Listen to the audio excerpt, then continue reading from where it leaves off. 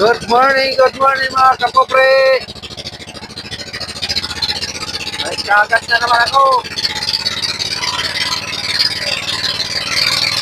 Magandang December 21 na ngayon, 31. Tapos sana ng taon. Bukas, sana may swerte na tayo bukas. Makayayaman na tayo bukas. Dahil sana na talaga ako. Ganito na lang ang buhay ko. Kasi mula nung namulat ako, ano lang, ganito lang talaga buhay namin. Mahirap lang, dahil mahirap lang yung mga magulang namin. Kaya sanay na ako.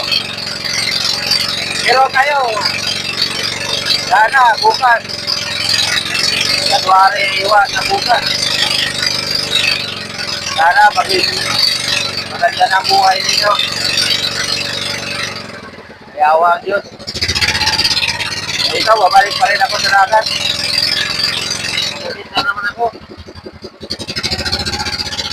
Dito na ako sa laot.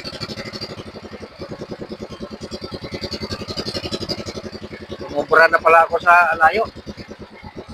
Hindi kasi makita ang bukid. Ayan o, mga kapobre. Maulap. Maulap siya pero wala namang ulan. Dito na lang ako. Mag-antay na lang ako kasi hindi ko na punbok ito sa GPS.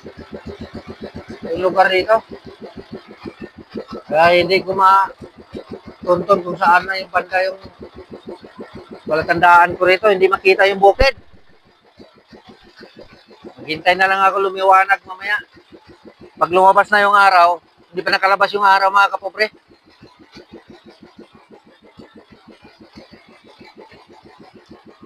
Alas 5:30 pa lang.